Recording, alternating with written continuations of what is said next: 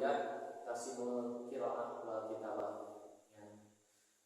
Sebelum kita ke pembahasan, di sini kita perlu mengetahui pengertian huruf hijaiyah, kita perlu mengetahui contoh huruf hijaiyah, dan kita juga perlu tahu manfaat mempelajarinya.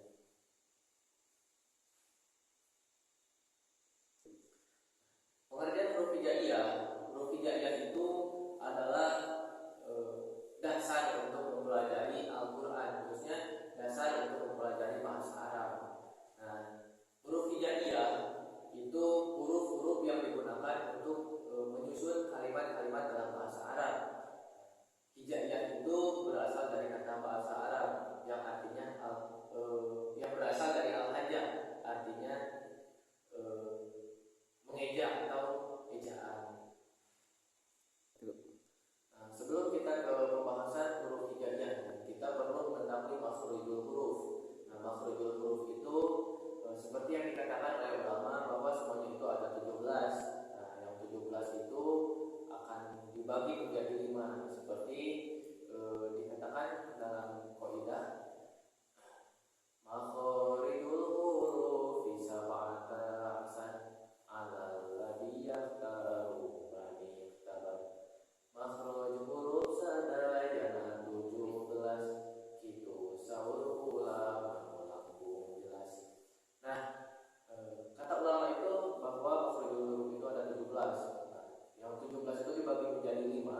Yang pertama adalah jawful fami yang memiliki arti beluang cangkem bahasa Sundanya. Nah, yang kedua ada halku atau tenggorokan. Nah, yang ketiga itu adalah lisan. Lisan itu artinya lidah. Yang kedua salah. Makhrijul huruf yang 17 itu terbagi menjadi 5. Yang pertama adalah jawful fami, artinya leluang cangkem.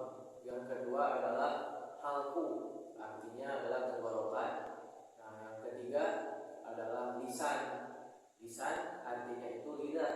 Nah, yang keempat adalah safatain, artinya bibir dua. Dan yang terakhir, yang kelima adalah al-khizu, artinya pangkal hidung.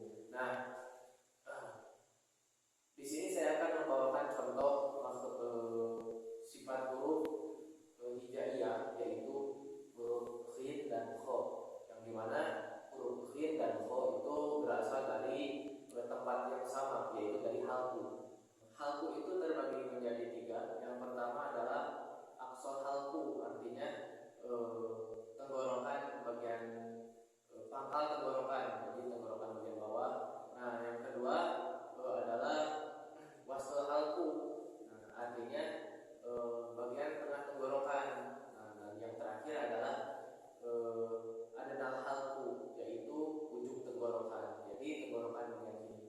Nah, huruf kho dan khin itu berasal dari adnal halku yang memiliki arti ujung tenggorokan. Jadi pengucapannya itu enggak di tenggorokan bagian pangkal atau bagian tengah, tapi di bagian tenggorokan bagian atas, seperti itu. Nah, huruf kho itu dalam pengucapannya itu harus terbuka. Jadi si lidahnya itu tidak menyentuh pada langit-langit tenggorokan. Jadi pengucapannya jadi kho, dan juga dalam pengucapan lafaz kho itu harus lepas. Nah, yang kedua pengucapan huruf khin. Nah, sifat-sifat huruf khin itu sama. Jadi huruf khin itu keluarnya dari makhraj adnal halku atau ujung tenggorokan. Nah, huruf khin tidak jauh sama, karena pengucapannya itu sama harus terbuka. Jadi nggak bisa mengucapkan huruf khin itu dengan bibir ataupun mulut dengan tertutup, tapi harus terbuka, khin.